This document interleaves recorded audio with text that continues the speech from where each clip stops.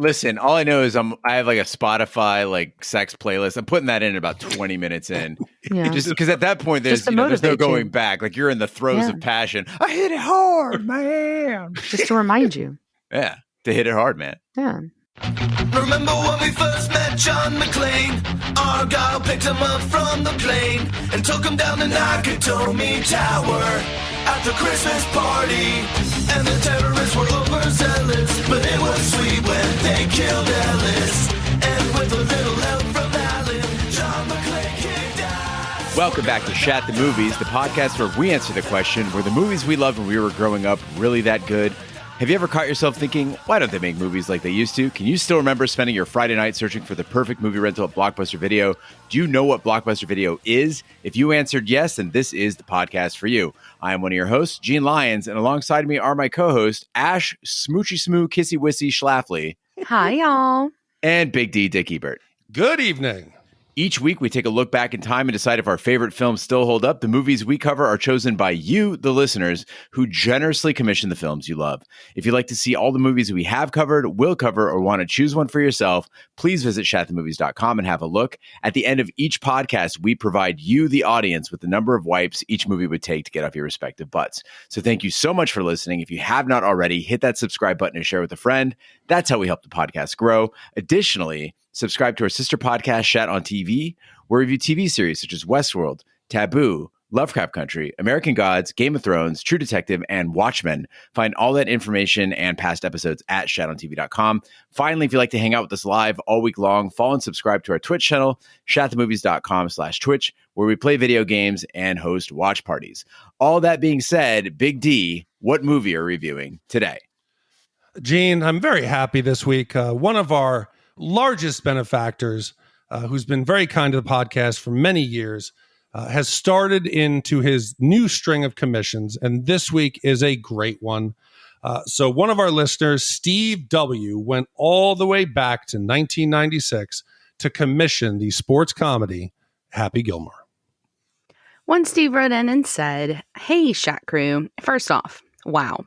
Out of 207 movies, how the fuck is this the first Adam Sandler movie you guys have done? Like, seriously, how did it take this long? When you think 90s comedy, Adam has to be in that conversation, and it took 207 movies to get one of his movies on here. Now, while this is not my favorite Sandler movie, it is easily top 3. I think I still like 50 First Dates and Click better, but they are 2000, so we can't do them. I watched Happy Gilmore a few months ago because I knew my commission was coming up, and it still holds up. The jokes all hit perfectly, and it's still so quotable.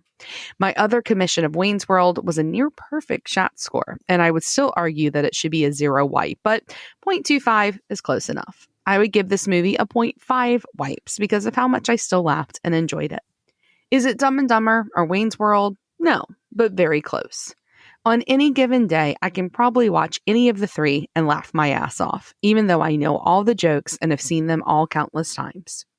They just had their 25th anniversary of Happy Gilmore with a bunch of cool interviews and videos, so check them out if you haven't.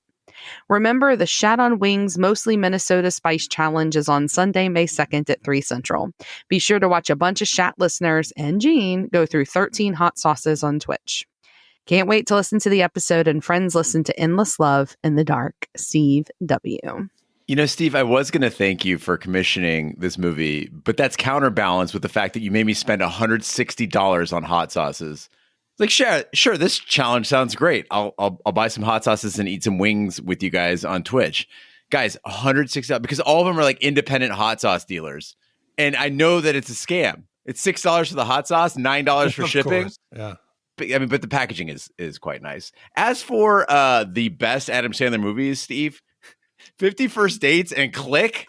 I know. I feel like I can't respect you here, Steve, as a Sandler fan. First of all, you referred to him as Adam, which just feels weird. You know, like, hey, they're my friend Adam.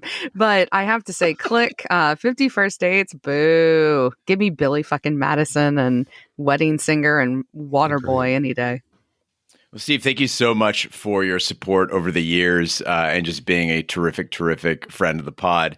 Happy Gilmore is a 1996 sports comedy starring Adam Sandler as the title character, an unsuccessful ice hockey player who discovers a newfound talent for golf. The screenplay was written by Sandler and his writing partner, Tim Harrelly, in their second feature collaboration after the previous year's Billy Madison. Happy Gilmore was a commercial success, earning $39 million on a $12 million budget.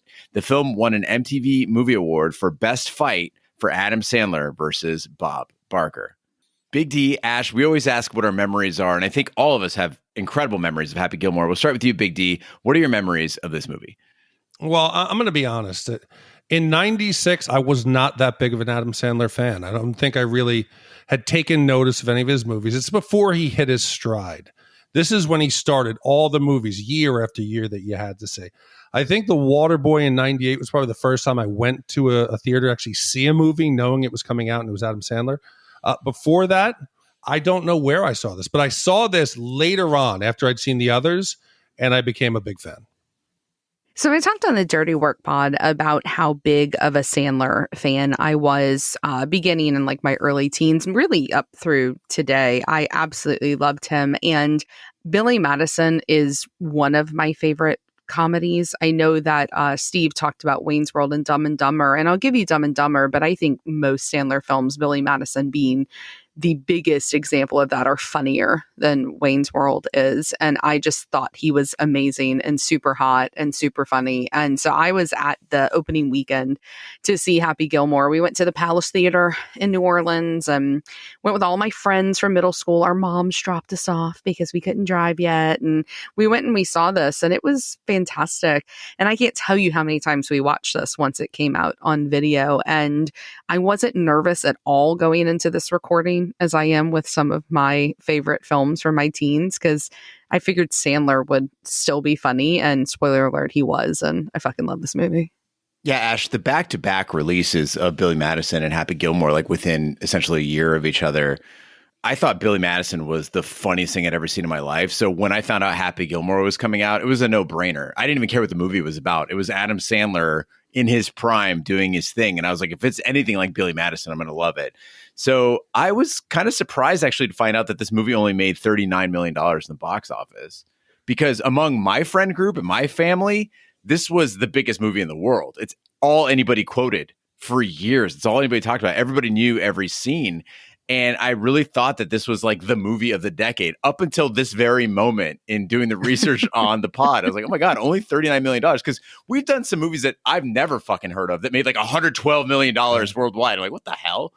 So I got to figure that it was DVD sales or something that really made it the big thing that it was.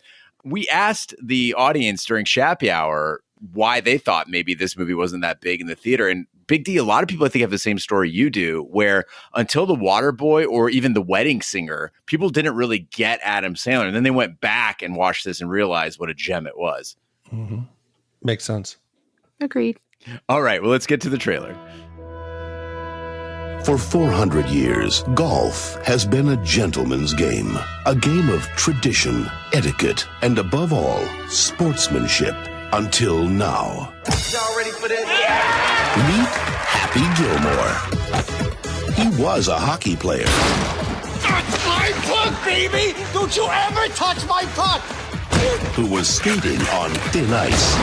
But when his grandma needed his help, Mrs. Gilmore owes the IRS $270,000. We're going to have to sell the house to someone else. But she's an old lady. I mean, look at her. She's old. he discovered a new talent. The house is like 400 yards away. That's unbelievable. Now he's going from the rinks Step right up, folks. See if you can outdrive the amazing golf ball whacker guy. to the links. Hey, where you going with those clubs, punk? I'm your caddy. He's gonna be on the tour. That's super. He's got the swing. He's got the drive. He shoots, he scores! He's got the balls. Oh, God, that hurt a little, but I'm all right. Quite a large and economically diverse crowd here at the Invitational. I guess it's the new tour sensation, Happy Gilmore. Hey, if I saw myself in clothes like those, I'd have to kick my own ass. And while he's trying to keep Granny out of the rest home, I'm telling you, this place is perfect. You're gonna make friends in no time.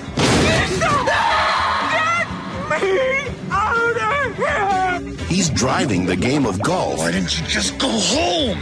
That's your home! Are you too good for your home? Answer me! Straight into the ground. Damn you people, this is golf! I'm Bob Barker. Looks like you and I are going to be playing together today. This guy sucks. All right, let's go. Universal Pictures presents Adam Sandler The price is wrong, Bob. as golf's missing link, Happy Gilmore.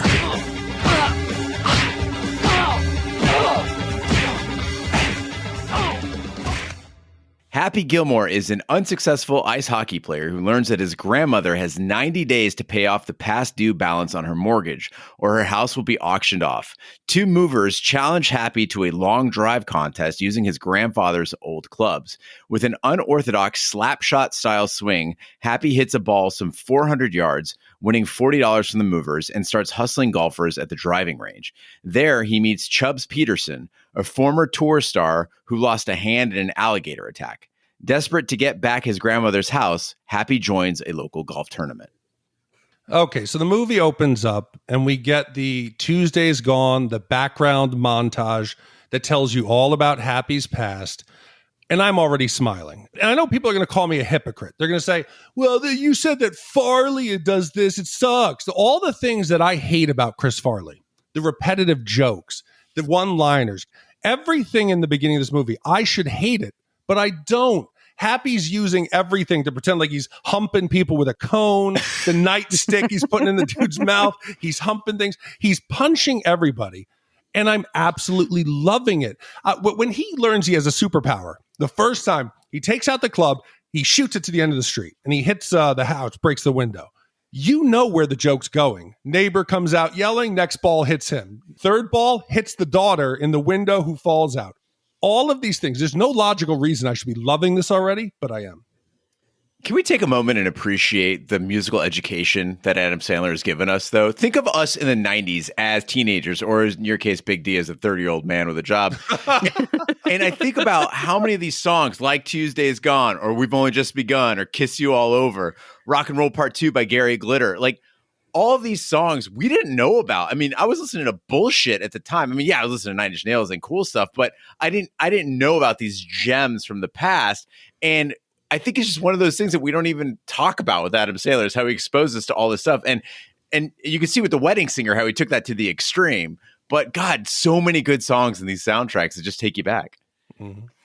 Yeah, and he didn't make fun of them. Like, he knew there was something cool about them inherently. And a lot of what he says, like you're saying, Big D, it's dumb. It's stupid. Like, it's these dumb gags that don't make any sense, and it's ridiculous. But it's the way he sets them up that he earns these payoffs. So take the scene, which is one of my favorite scenes from Happy Gilmore, where he's singing into the intercom and he's, I wanna kiss you all over. You know, and it's so stupid with the way, to the night closes. And he then does the backup vocals again. Like, it's so funny. And you know the setup. You know his girlfriend's not down there listening.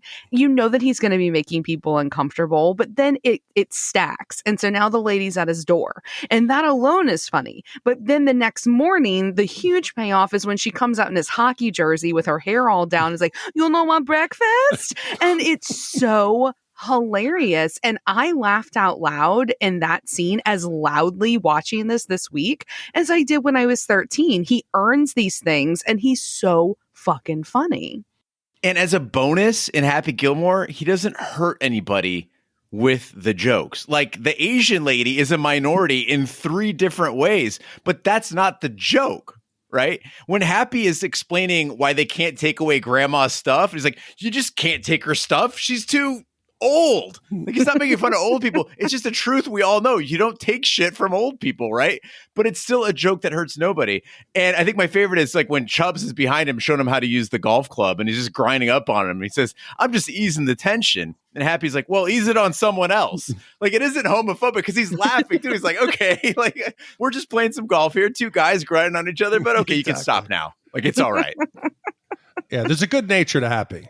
And he speaks his mind. He's not a dumb character. As much as he does dumb things, he's still a smart guy who's sensitive. And when that woman comes out, you're kind of surprised. You're like, well, okay, that's a new layer to Happy's character. He's not above sleeping with one of his older neighbors.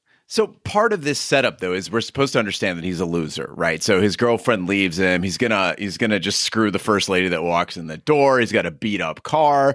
He's got no career. He keeps getting cut from the team. And as we're watching him do these hockey tryouts, I started thinking about how much I love like lower league sports. Like they're where it's at. I would take a Phoenix Rising soccer match over an MLS match any day. I love roller derby and going to like local Brazilian jiu-jitsu tournaments, women's sports in general that are like poorly attended but incredibly entertaining, and they're incredible athletes.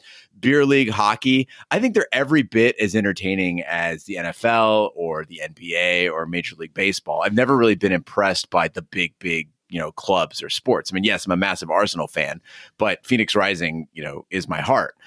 But as I'm watching this, I'm seeing that Happy is not as good as the people that he's competing against, and his girlfriend knows it. And I started thinking about like how tough that's got to be to play professional sports with a partner, because they can objectively tell if you're good or not. Like if you're doing your job, Big D or Ash, your day job, I don't think your partner really knows truly if you're good at that job or not. Exactly. They have no idea because they don't do what you do. But if you're watching sports, like if I like say I'm a baseball player, say I'm a pitcher, right? And I'm married to somebody and they go and they watch my games and they're like, and I never get to pitch, right? They don't bring me in ever. I'm just sitting on the bench. Your partner knows, objectively speaking, that there are 3 or 4 people on your team who are better than you. Yeah, I mean, I could expand on this. You could be a singer. You could be a DJ. You could be anything, a musician, the people who are trying to scrap out an existence. How do you stay as a loyal partner when you can actively be like, oh, dude, being a 40-year-old DJ is not the way to go? I don't know. Like, I've never worried about this. Like, if Tom knows if I'm good at my job or not. I didn't know that was a thing that people worried about. I don't think he gives 2 shits if I'm good at my job or Yeah, not. but imagine if you did the same job. Like when Sarah and I train together and we're sparring, I'm like, fuck, she knows I suck. Yeah, I guess I just don't care if he knows I suck at things. So what if Tom starts like bouncing checks at work, or he can't start adding columns of numbers, or he starts fucking up the finances? Wouldn't you then he'd lose have a a little brain respect? tumor, and then that would be scary. But I don't know. As long as he's making money, I don't care if he's good at it or not, just as long as he brings home the cash. Big D, do you have reason to believe that Vanessa is good at her job? No, I know. I'm very confident she's good at her job, because now with COVID, they've cut. It used to be 2 people were required to prime a flight. So it used to take 2 people to figure out the organization of the seats, where people were coming in with connecting flights, talk to the pilots and the crew, pass off the paperwork, contact the tower, park the plane, move the gate. She does it alone now. So I know she's good at what she does. I like this. It's talent by process of elimination. Exactly. We know our partners are good at their jobs because they still have jobs. Yeah. Yep. Well, Happy wins the local tournament and a spot on the tour, quickly becoming a fan favorite. Arrogant pro Shooter McGavin disapproves of Happy's lack of golf etiquette, and Happy's bad behavior draws the ire of tour commissioner Doug Thompson. Public relations head Virginia Vennett convinces Thompson not to kick crowd favorite Happy off the tour, and she promises to help Happy with his anger issues. Happy begins to improve his performance and behavior, and the two form a romantic connection. This movie wastes no time in getting the ball rolling on the story. Like, Happy Gilmore accomplishes so much storytelling and gives us so many memories in just 93 short minutes. We talked about how Dirty Work was recycling jokes, and it only had to go 82 minutes. Here we get fresh jokes, we get fresh characters, we get a real story here. 17 minutes into this movie, I checked, we have Happy's backstory, the breakup, the $270,000 debt for grandma being in peril and having to go to the care facility, and golf being presented as the unlikely path to victory. It is incredibly efficient, and it still has heart all the while. Yeah, it's basically the same plot as Dirty Work, right? But instead of them needing an operation, she needs to get her house back, and they need money, and they don't know how to get it, so they use this random talent to get it. It's literally the plot of Dirty Work. But this works in a way that Dirty Work fails because there's an earnestness to it. And I think a lot of it is Grandma. Like, Grandma is so sweet, and she's so kind, and it's not a gag. Like, her being nice and sweet, they never make fun of her for being that way. She's allowed, very much like in Wedding Singer, the older lady that gives him the meatballs. Like, there's always this character in a Sandler film Even in Billy Madison with the assistant to the guy that, wants to take over the company, there's always a character that is genuine and has a lot of heart to them that the audience can relate to and root for. And that was a problem with Dirty Work, is they all just fucking sucked. But I think if we remember back to Dirty Work, a bigger problem we had was we never knew why the people deserved to have bad things happen to them. They never developed that. Here, this film works so great because we have a villain that everybody can agree on. Everybody hates golf snobs. You hate the ridiculous clothes they wear, the pretentious golf establishment, the fucking announcers whispering, well, Gene's coming in here. Gene's got his microphone. Oh my God, it's in the hole. Or the fucking guy walking around with the stick shushing the gallery. We can all relate to Happy. He's everyman, We gravitate to him. And that's why on the PGA a couple years ago, when you had that train wreck, John Daly, who was gambling, he was like 280 pounds. He'd walk around the course smoking a pack of cigarette and drinking 20 Diet Cokes. We pulled for him because he was the everyman, and we could all hate the golf establishment. And I think people often associate Adam Sandler with these like over the top annoying voices, and he's always doing something funny. But Adam Sandler takes this opportunity with golf to make a few jokes that are subtle, like in the way that he approaches golf and golf people. Like when people encourage him to join the tournament and he's like, oh yeah, okay, I'll do that. Just the thumbs down. Or my favorite is when Shooter makes the Hasselhoff joke. He spends more time in the sand than David Hasselhoff. Adam Sandler doesn't even say anything. It's just the way that he looks over at Carl Weathers. I'm dying laughing. Yeah, and I mean, it's there's a subtlety to it. Like, I mean, there's the golf course gag, that Shooter. First of all, can we just talk about how brilliant of a name Shooter McGavin was for the bad guy in this? I mean, that alone, they deserved some sort of award. But they create this gag where he's got to go out on the 9 at 9 and he, the sprinklers get him. And any other movie, like this would have been a plot point where he felt like he had to get him back or he had to go like confront them. But instead he just blows it off and he moves on. And that right there, I think, shows a maturity that Sandler got between Billy Madison and this, and why I would refer to this as an actual movie and Billy Madison still is a little bit of a stand-up routine, because in here you've got an actual plot and it moves in a way that's a lot more mature than I remembered it being. Well, during a Pro-Am event, Happy plays poorly when Shooter hires a heckler named Donald to antagonize him. Happy and his celebrity partner, Bob Barker, get into a fist fight, resulting in a $25,000 fine and suspension from the tour for 1 month, jeopardizing Happy's chances to get back his grandmother's house until Virginia secures him an endorsement deal with Subway. I love in here, you got the heckler and Happy tries to keep calm and he loses it with Bob Barker. And y'all, this movie does the one thing in the 90s I didn't think was possible, which was make Bob Barker cool, right? And I hated The Price is Right when I was a kid because it was the only thing that was on when I was sick. And so I just had to lay there and either watch reruns of Star Trek, The Next Generation, or The Price is Right. And so every time I watched it just reminded me of being sick and his very overly tanned face. But this movie made me love him. Any other movie, Happy would have kicked Bob Barker's ass, but I love that Bob Barker, he kicks his ass in this movie, and it's still one of the funniest parts of the entire film. Yeah, Bob Barker, he's a tough old bastard. He actually did his own stunts. The director went to him and said, we have your stunt double. And Bob got pissed off and he said, I do my own stunts. What do you think? I don't know how to fight? The dude was an old man and he was still out there scrapping. Plus the fact this man for 35 years, I know Gene loves him. At the end of every episode, he would advocate for animal rights and say, spay and neuter your pets. So he is a good dude. And it was sad when he finally left. Yeah, and to emphasize that, Big D, he was saying spay and neuter your pets way before that was cool or a thing. It made people look up like, why would I want to do that? Why cut your dog's balls off? That's so mean. But Bob Barker got a thing going. I really liked him in Happy Gilmore, and I appreciate that spay and neuter message. It is a bit of a bummer about like the multiple lawsuits that were filed against him alleging sexual harassment and discrimination. You could say it was an artifact of the times. You could also say that, all those were settled. So technically we don't know, but it does seem a bit, it's something shady going on there. As far as The Price is Right, though, Ash, I don't understand how you don't like that show. It was like the everyman show. You could get picked out of the audience and all you had to know is the price of things. The other part that blew my mind about Price is Right is as a kid, I'd watch it and I'd be like, why do you want that stuff? Like, they'd be like, let's see what's behind the curtain. Da-da-da. And it would be like a grill. Oh, great. It's a grill. Now as an adult, I'm like, yeah, I want that grill in that hot tub. Please, people out there, go watch a documentary called Perfect Bid. It's about a super fan of The Price is Right who would sit and track all the prices of like the big sweepstake at the end, the cars. He knew what options it had.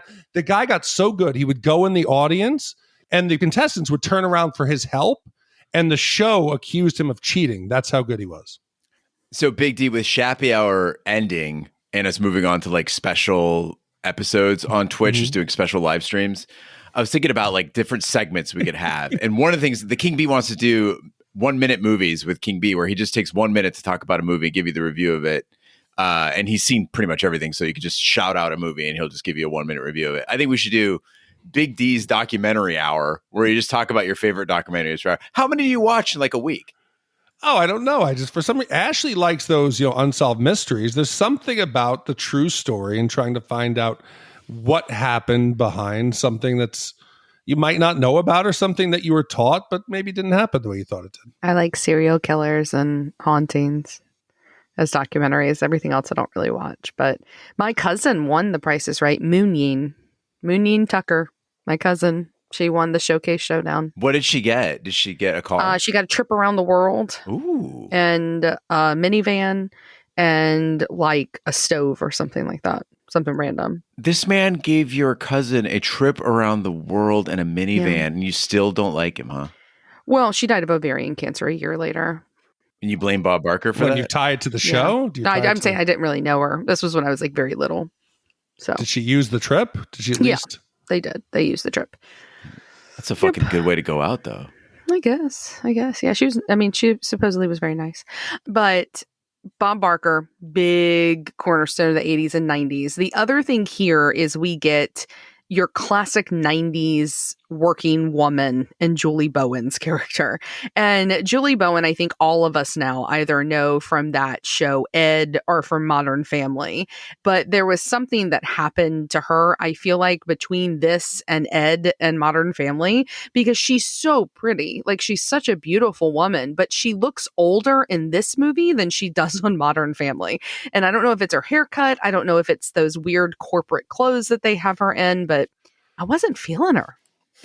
But it's not just her. I think it was something about the 90s fashion. If you go back and look at like Friends, the Friends cast, with the exception of Schwimmer or whatever the fuck his name is, the rest of the cast is pretty good looking. But you look at Jennifer Aniston, they cut the hair short. She looks better today. So I don't think it was just this movie. Yeah, but you're talking about a very distinct woman in the 90s. Like, the 90s had amazing style. The 90s gave us amazing clothes. It's just this kind of style that I agree. It was the business style. If we think back to the working woman. Yes, don't tell mom the babysitter's dead. Think of the clothes that they put her in. Yep, she looked hot. Yeah, she did look hot. But they didn't crop her hair. Maybe that's the key. Maybe. Or just the fact that you can't make Christina Applegate look bad. Agreed. Mm-hmm. A spiteful shooter buys Happy's grandmother's house and offers it to Happy on the condition that he agrees to quit golf. Happy strikes a deal with Shooter for the upcoming tour championship. If Happy wins, Shooter will return the house. But if Shooter wins, Happy will quit golf. Happy seeks out Chubbs, who helps him improve his short game by practicing at a miniature golf course. As a thank you, Happy presents Chubbs the head of the alligator that bit off his hand, but a startled Chubbs falls out a window to his death. So I think what makes this movie, and going back and watching it now that sets it apart, is the little side characters. They sprinkle it in. It's like a little spice. They don't do too much. Some of the characters are only on screen for a couple seconds, but when you see them, you immediately remember them. Ashley already talked about Kevin Nealon playing Potter or Bob Barker, but some of the favorite parts of the movie are characters that you just don't even get to know anything about. The homeless caddy, Otto, or Mr. Larson, the giant foreman who was the bad guy in one of the Bonds film. You know, you got the Zamboni driver. Why was he crying in the dark singing Lionel Richie? I want to know. Or Ben Stiller, who was uncredited as the orderly in the nursing home. You got Philip Beer plays Cowboy Joe. the little person who's like riding the horse around, or the, like you said, Gene, the older Chinese neighbor.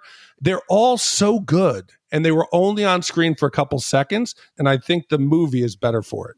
And the way you incorporate all these oddballs without making us feel gross about laughing at the movie is that you champion those oddballs. And Adam Sandler does that. He makes it cool to be weird. There's a love shown for all of these characters. And that's so different from the way like Norm Macdonald had the guy who took his shirt off, and he was all hairy. And he was like, oh, no, I wasn't talking to you. I was talking to someone who's not you. It's like you don't put them down. You raise them up as something cool. And you think about it, like you mentioned, Big D, the caddy, the windshield guy, grandma, Lockjaw from the Bond movies, even like the golf granny that gets her tit signed.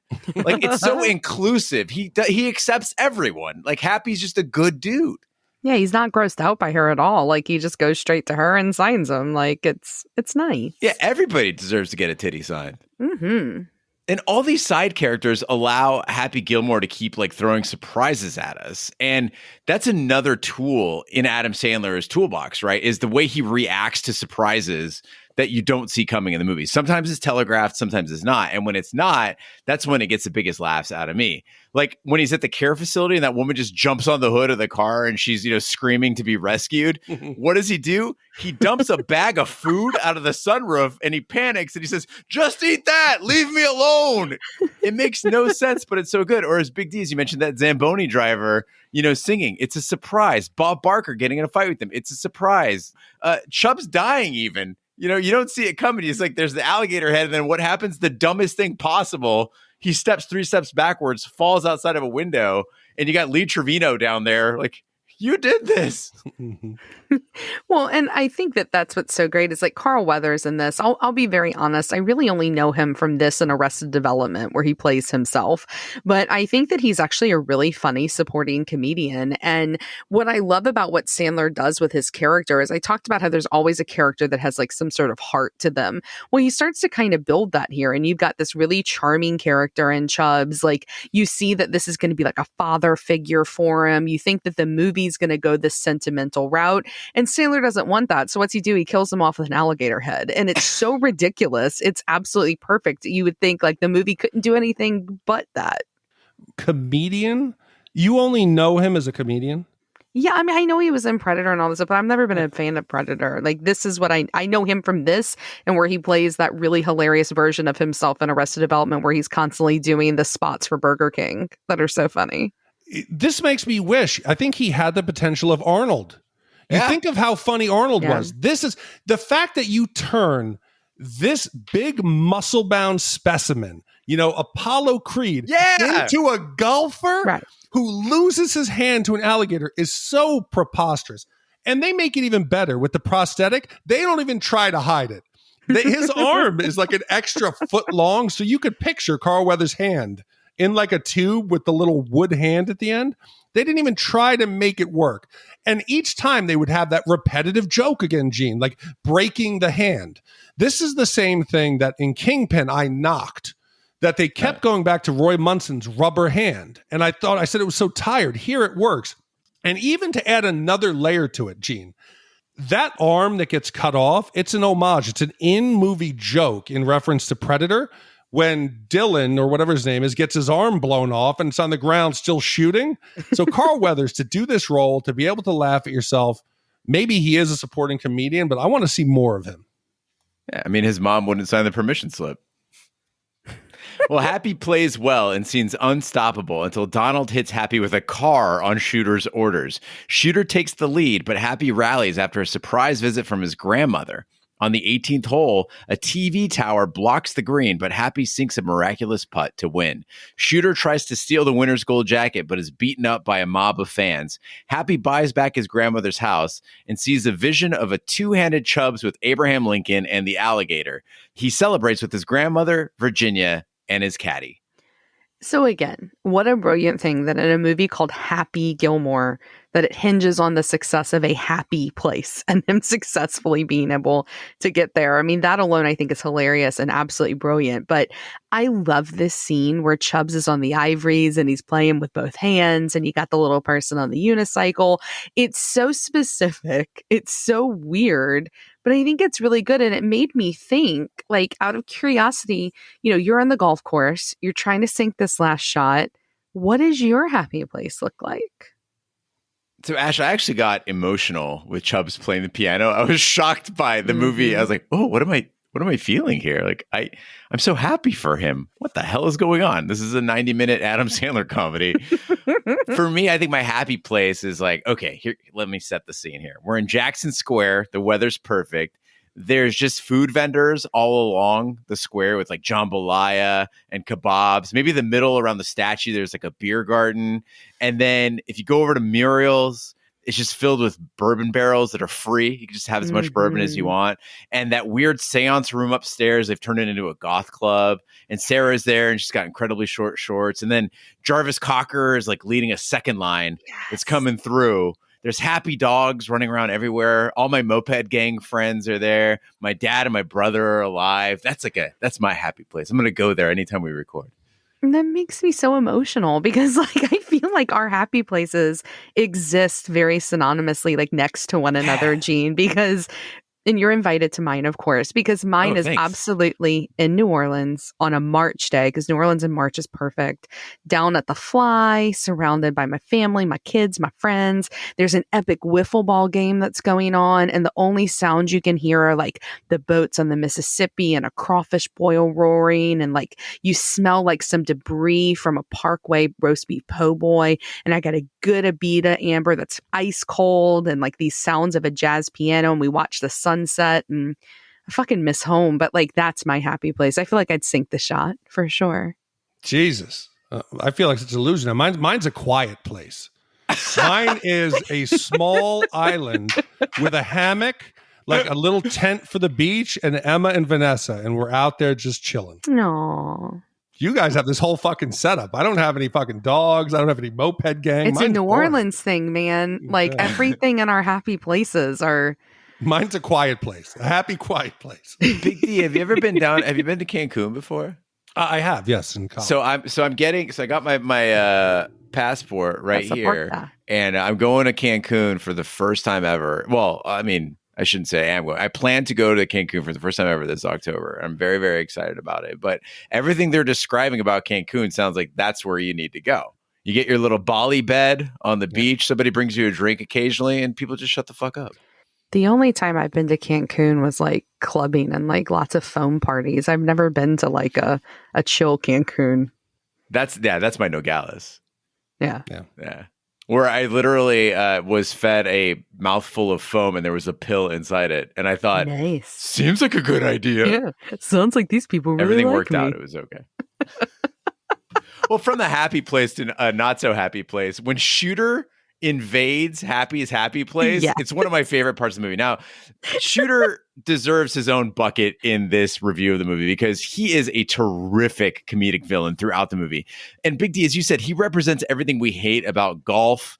But not only that, he represents everything we hate about people who do anything with a lot of skill but no grace, right? That's the extreme of his hubris, is that he's so good at something and all he has to do is learn to be nice and he would be great. But Shooter's outfits, his condescension, his entitled attitude to everything. Like, think about in this movie how many chances he has to get rid of Happy in a kind way. Like, you know that Happy's in a bind, he needs some money to save his grandma's house. Be like, hey buddy, let me help you out with that. Happy would go away on his own. You're done with the problem.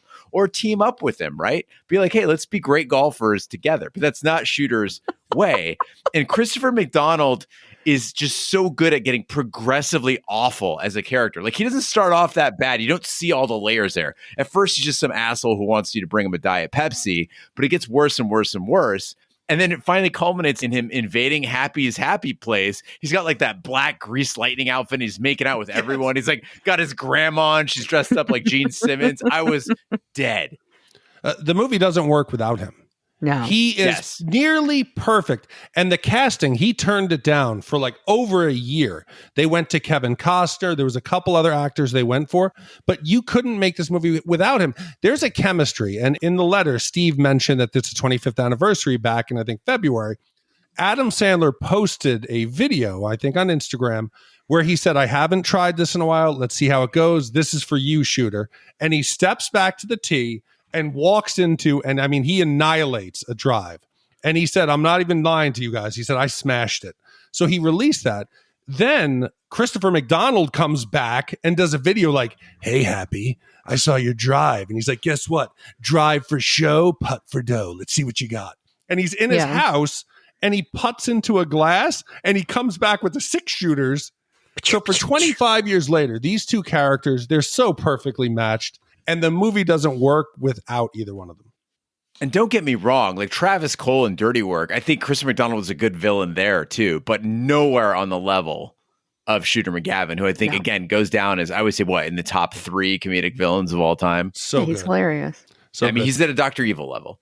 Yeah. So good. And I just want to say, as we're capping off this episode, the John Daly parallels to Happy Gilmore go so far into how John Daly has become today. John Daly, did you know he is now a singer? He's trying to make his living as a singer. Big D, I gotta be honest with you. I don't know who the fuck John Daly is. I don't either. You don't know? He's the big fat golfer. I don't know. No he's the giant fat he's the only golfer I know is Tiger Woods. Yeah, who's in rehab okay, with so my husband. imagine if Alex Jones was a golfer. That sounds worse. I'm saying that body He probably type, is a golfer. That body type. He was a gambling drunk. He was like a redneck. He had a mullet. He was Happy Gilmore. He looks like my ex-girlfriend's dad.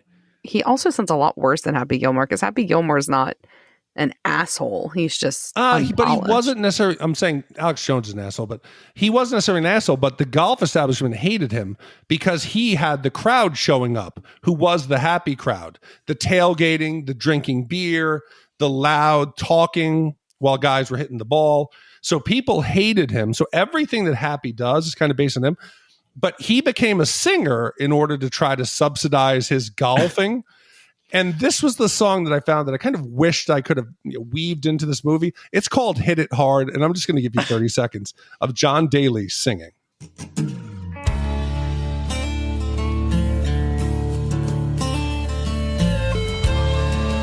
If you know John Daly.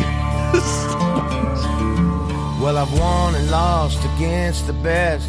This old road's been a hell of a test. I'm still driving. I ain't slowing down. There's rules I'd love to break and bend, mistakes I've made again and again. But I tell you this, my friends, I'm still around. I hit it hard, man.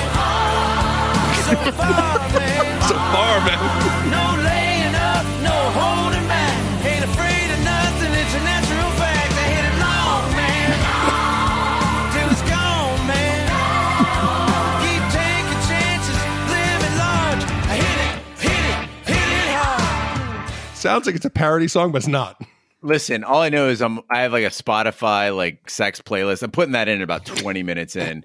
Yeah. Just because at that point there's there's no going back. Like you're in the throes of passion. I hit it hard, man. Just to remind you. Yeah. To hit it hard. Letting up. Yeah.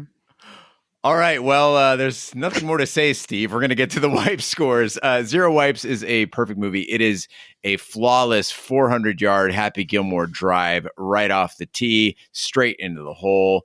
And 5 Wipes is whatever the fuck John Daly was just doing. Yep. Big D, we'll start with you. What is your wipe score for Happy Gilmore? I can't believe it's been 25 years. This movie feels like it is more recent.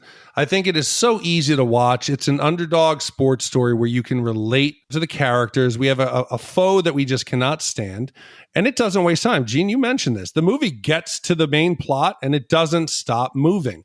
There's no downtime. There's no wasted turn to where like Happy all of a sudden can't drive the ball, because he has a mental block. No, he gets hurt, but the movie keeps moving. And it reminded me of a time where Adam Sandler was a genius. He was genuinely funny. And for that, it made me sad. But for this movie, It was amazing. I think it's 0.75, very funny, very tight, and why you go to the movies in 1996. It's got to be so hard to be a comedian who's successful over multiple decades because you'd like develop as a person, right? And I don't think any of us wants to see the opposite, right? So Adam Sandler's doing different kinds of movies now. He dabbled in drama for a while, and he had Uncut Gems like last year. And I feel like at his age, could he still do a movie like this? Would it still be funny to us? And also be like developing complexity as people. I don't know if I want this kind of movie from Adam Sandler anymore, or that he's gotten less funny. But if you think about it, all of his roles were basically the same. It's predicated on being a young loser. It's funny when Billy Madison can't, graduate the 5th grade, or Happy, or The Wedding Singer. As an adult, it becomes sad. Like a 50-year-old Adam Sandler trying to play the loser isn't so lovable. I got to agree with that. I mean, listen, Happy Gilmore is near perfect. I think 3/4 of a wipe. That's a bit harsh, but it's not perfect by any means. And I think that the crack in the movie is not Adam Sandler at all. It's the setup for certain plot points, I guess. Like, there is unintentionally stiff delivery of the lines. There's a few times when the script is forced. And I think where the movie really suffers is that entire interaction between Happy and the movers. Like, it just doesn't really make sense. It doesn't ring true. They're awkward. They're not very good on screen. Like, why are they into golf? Why are they willing to shell out money to see Happy hit the ball? Why is the tax man so chatty with him? It's just the setup of grandma's situation, but I'll forgive that because they had to speed through it to get to the funny parts of the movie. Like, there's really no good way to make that part funny, but to be objective, I'm going to say it's a half wipe. So slightly better than yours, Big D. Well, and I have to say, to your point about Sandler, I think Sandler is still really funny. I mean, during the pandemic, he released that really funny song about like old people and how they can't leave the house without their phone, tablet, keys, like that whole thing. It's my husband. It was really hilarious. And I think he's really grown as an actor. I was talking about this on Chappy Hour this week, that Sandler is so successful because he went from being like this irreverent, like rebellious comedian to being a romantic comedy lead. Like, there's people my age who love him from Billy Madison and Happy Gilmore. And then my mom fucking loves Adam Sandler because she loves The Wedding Singer. She loves 50 First Dates, like Steve W. And she also loves that stupid Blended movie. So like, I think that he, continued on to engage people in just different ways. And I still think he's really amazing. But this movie, it's young Sandler. And that was a gift of a decade. The 90s were a gift to us because they gave us this young Adam Sandler. And yes, he's funny. He's just a different kind of funny now. And what I love about this movie is that watching it immediately made me want to watch all Adam Sandler movies. I wanted to watch Billy Madison. I wanted to watch Waterboy. And I do admit that it's not perfect. I personally think Billy Madison is funnier. I think it's a funnier movie, and I think it's a perfect movie. I think The Wedding Singer, it had more heart than this one did. It made you feel things that this movie didn't. But this movie is Adam Sandler's first actual real movie because it had a plot. It executed that plot well. And I thought it was so incredibly enjoyable. So I'm with you, Gene. I don't think it's 0.75. I think it's much better than that. I'm giving it a 0.5 wipes.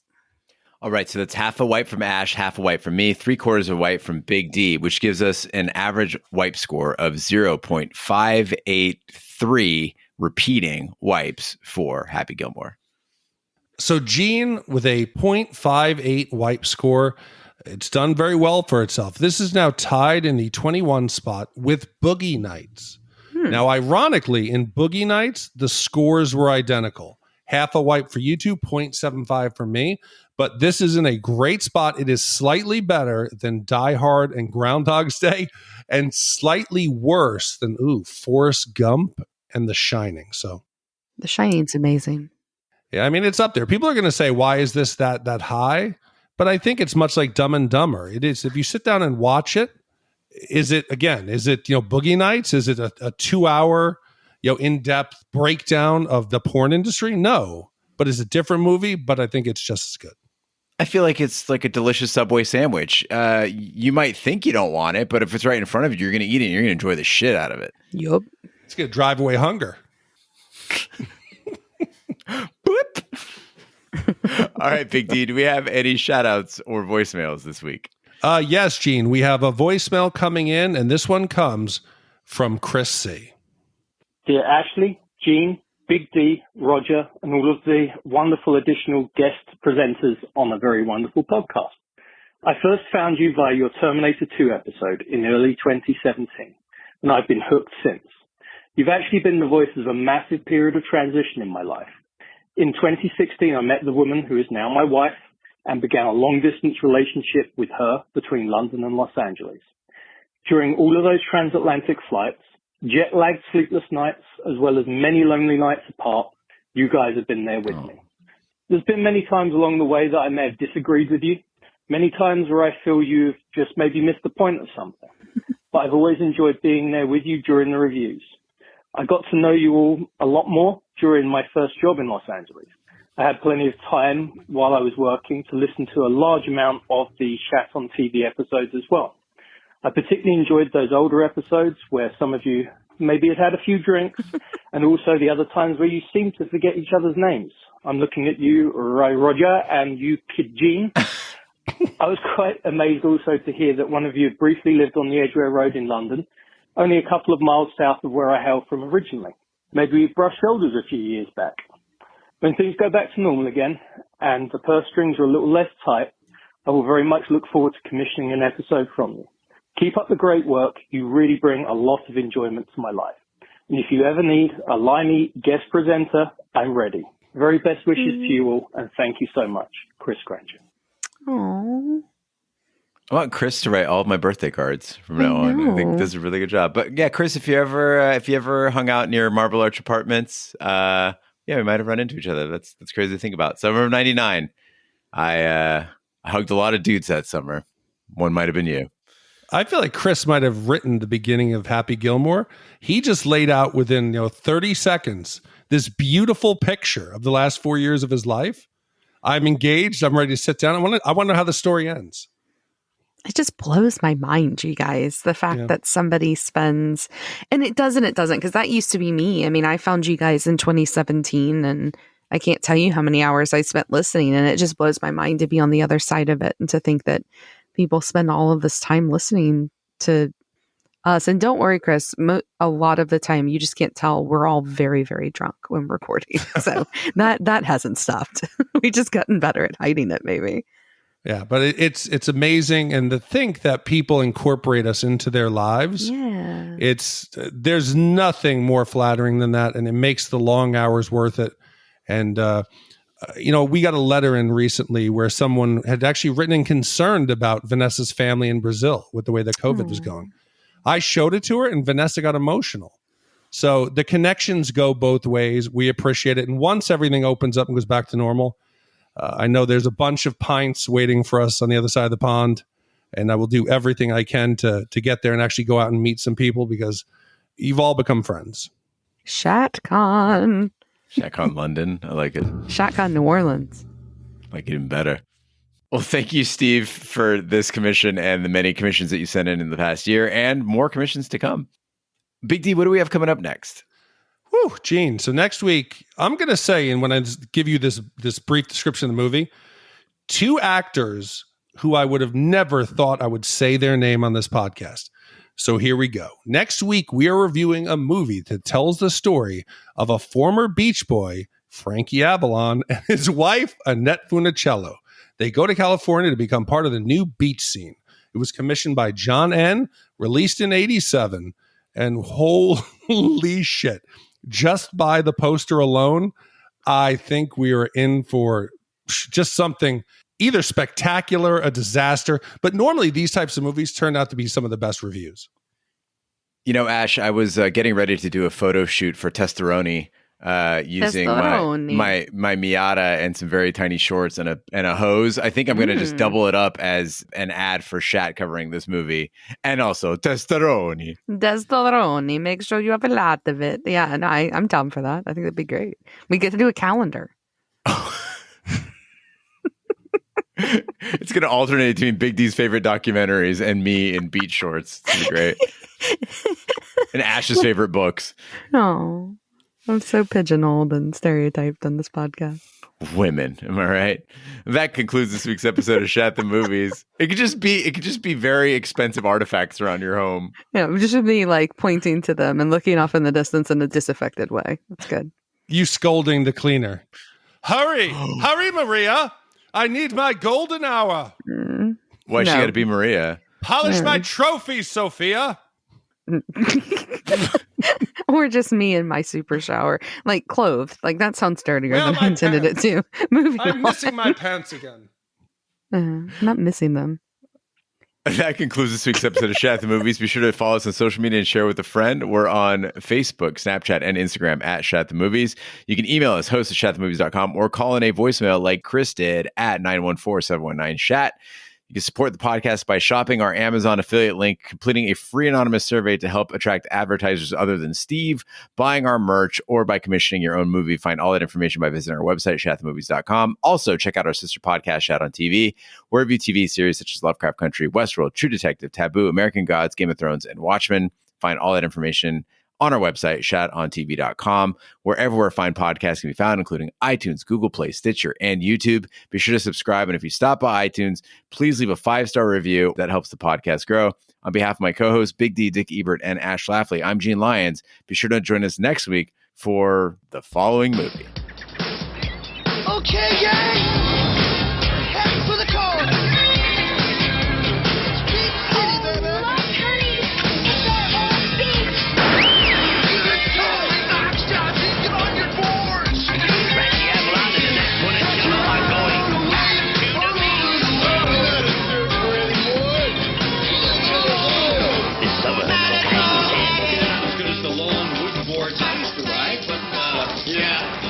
Riding around on a coffee table.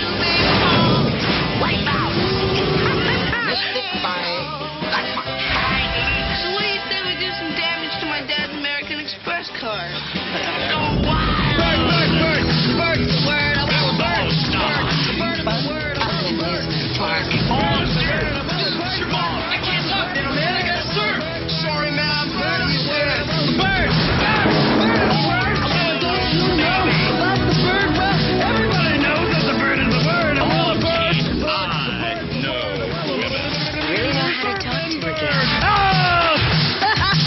Like Avalon. Well, how about... Hey, what's the word? Botticello. Next to the appearances by Don Adams. You're the harbor master, right? Now, I'm the captain of the love boat. Bob Denver. Don't call me that. I hate being called that. Hey, dude! And Pee Wee Herman. Listen!